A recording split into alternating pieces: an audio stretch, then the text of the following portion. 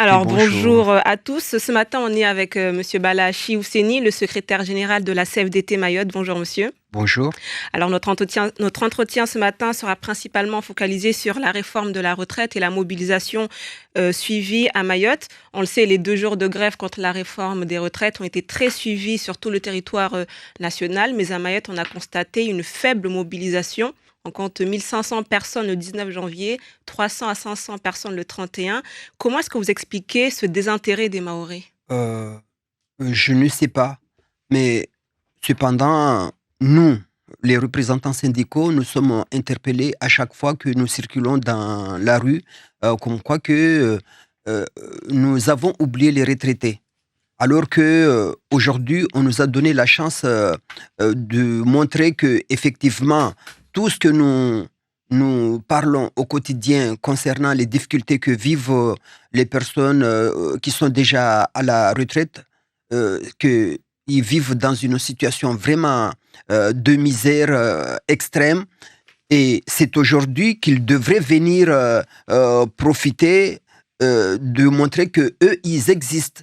Alors, nous voyons sur le reste du territoire national qu'il y a des fortes mobilisations de l'ordre de 2,5 millions dans les territoires d'outre-mer. Nous avons des mobilisations qui atteignent 10 000, voire même plus. Et pour quelle raison nous, à Mayotte, qui sont les plus lésés par rapport au reste du territoire national, que nous ne mobilisons pas? Mmh. Mais alors comment inciter la population à faire grève alors que le ministre du Travail a annoncé que Mayotte n'est pas concernée justement par cette réforme? Comment inciter? Moi, j'appelle à la mobilisation pour cette fois le 7 et le 11 février prochain. Mmh. Je demande à l'ensemble de la population de se lever et d'accompagner nos parlementaires. Parce que pour une fois, ils parlent tous les deux, je parle des députés. Mmh. Je pense même les sénateurs aussi, ils sont là-dessus. Euh, Ils parlent d'une seule et même voix. Alors, je voudrais que nous puissions leur apporter une aide. Parce que si ce sont eux seulement qui parlent là-bas sans que le gouvernement puisse voir que effectivement il y a des populations qui vivent sous le seuil de la pauvreté, alors là, ils vont pas avoir vraiment la force nécessaire pour qu'ils puissent démontrer que effectivement il y a une telle souffrance que vivent les Maoris à Mayotte. D'autant plus que dans les autres territoires d'outre-mer, la mobilisation a été plutôt, très bien suivie. Par Et, exemple chez et nos voisins réunionnais. oui, oui, effectivement, la première journée, ils étaient de l'ordre de 3 000 et lors de la deuxième journée, ils étaient de l'ordre de 10 000. Alors, ceci dit que nous aussi, nous devons les imiter. Tout simplement parce que quand on parle du prolongement de l'âge de départ à la retraite, ça c'est quelque chose qui doit inquiéter tout le monde. Parce que moi, je rappelle la question de la pénibilité en fonction des différents métiers qui existent. Genre, quand tu es enseignant, les enfants, ils sont beaucoup plus turbulents, de Mmh. plus en plus agressifs. Alors, un enseignant qui a 64 ans, qui se trouve devant des élèves vraiment qui manquent de respect, de la considération. Alors, là-dessus, ce sera quoi? Les conditions de vie de cette personne. Un soignant qui arrive avec un déambulateur ou des cannes pour aller faire des soins. Là, on va dire quoi? Un maçon qui travaille sous le soleil ou dans le froid. Mmh. On va dire quoi de ces personnes à l'âge de 64 ans? Est-ce qu'ils pourront tenir des parpaings pour les soulever et monter des murs? Non, je ne pense pas. Alors, c'est raison pour laquelle il faudrait que toute la population du territoire national se sente concernée. Beaucoup plus chez nous, à Mayotte, qu'ailleurs. Pour quelle raison? Parce que nous savons que les pensions, ils varient en fonction du territoire. Mmh. Genre, quand nous sommes sur le territoire national, il y a une moyenne de 1 400. Et sur le reste des territoires d'outre-mer, les pensions varient entre 1100 et 1300. Mais chez nous, nous avons une moyenne de 270 euros. Oui. Alors, vous voyez que même pas le quart de ce que perçoivent les autres, nous ne l'avons pas encore. Alors, c'est pour ça que j'appelle à tous ceux qui travaillent aujourd'hui et pour ceux qui sont déjà à la retraite et pour ceux qui perçoivent les allocations, les différentes allocations, genre allocation vieillesse, allocation de rentrée, allocation de... tout ce qu'il y a comme allocation que la population perçoive d'une manière générale et qui n'est pas celle qui est attribuée au reste du territoire national, ces gens-là, ils sont concernés par cette mobilisation. Est-ce que la population mahoraise n'est pas aussi fatiguée? On leur demande souvent de faire des sacrifices, mais finalement, il y a très peu de résultats. Excusez-moi, madame, mais par rapport à cette question, on ne va pas dire que hier on avait mangé et aujourd'hui on ne veut pas manger, on est fatigué de manger. Non. Tous les jours, nous avons besoin d'avoir quelque chose pour pouvoir nous offrir de quoi à manger. Alors, si aujourd'hui on se dit non, hier j'avais mangé, alors aujourd'hui, non, on ne peut pas comprendre cela que... Il faut se mobiliser tous les jours. Il faut se mobiliser tous les jours. Et il y a une chose, excusez-moi, nous nous considérons comme étant des Français à part entière. Alors, nous devons comprendre la philosophie de la France, comme quoi que la France n'offre jamais rien à quelqu'un sans qu'il puisse se lever et revendiquer. Nous voyons sur le territoire national comment est-ce que la population se mobilise à chaque fois pour pouvoir revendiquer une amélioration de leur vie au quotidien. Alors pourquoi nous qui sommes lésés, sinistrés, on ne se sent pas concernés par cette situation? Alors, il n'y a pas que la retraite, on parle de convergence des droits depuis des années, mais force est de constater que les choses à ce niveau-là avancent très lentement. Pour quelles raisons, selon vous? Pour quelle raison, moi je ne peux pas expliquer si ce n'est que de la discrimination pure et dure. Parce que quand nous sommes sur un territoire où nous avons notre, comment on appelle le slogan, pas le slogan, liberté, égalité, fraternité, et que nous voyons comment est-ce que Mayotte est traitée, non, ça c'est pas normal. Mais pour quelle raison, je ne peux pas. C'est de la discrimination qui est condamnable. Très bien. Alors, j'aimerais qu'on aborde aussi un autre sujet.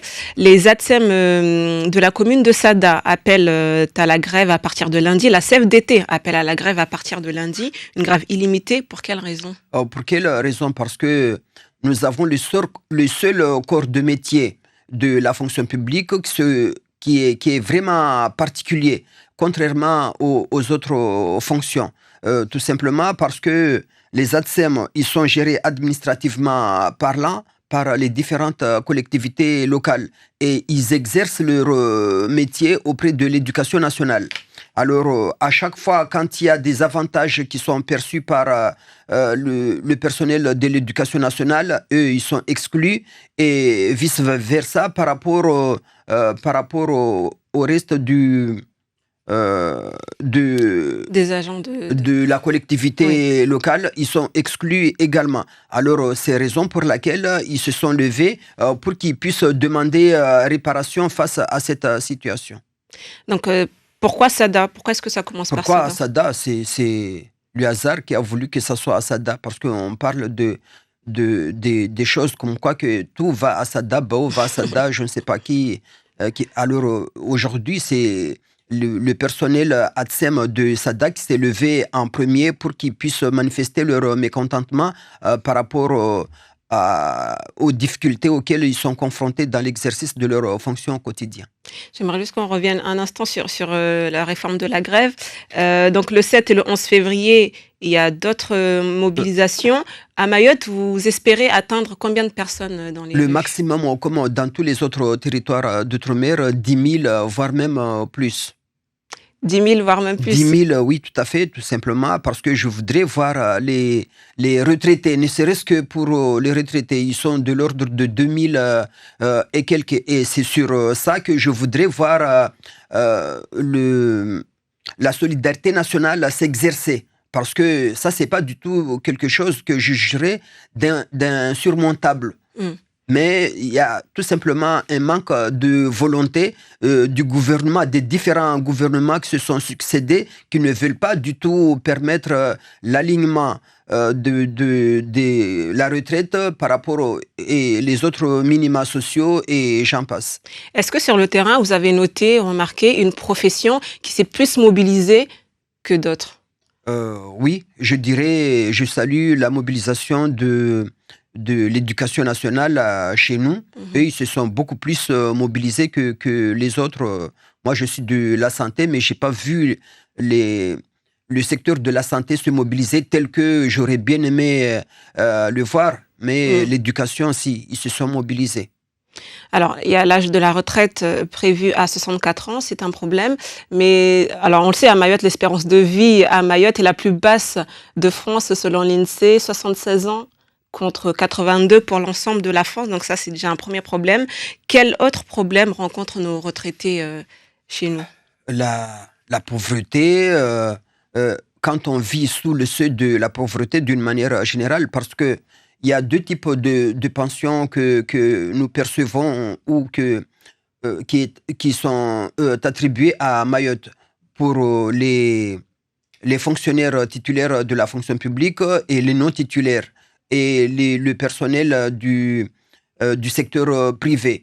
Alors, pour les non titulaires et le personnel du secteur privé, ce sont eux qui sont les plus pénalisés. Alors, quand on vit sous le seuil de la pauvreté, il y a manque de confort. Et quand il y a manque de confort, c'est ça ce qui fait que l'espérance de vie peut être réduite.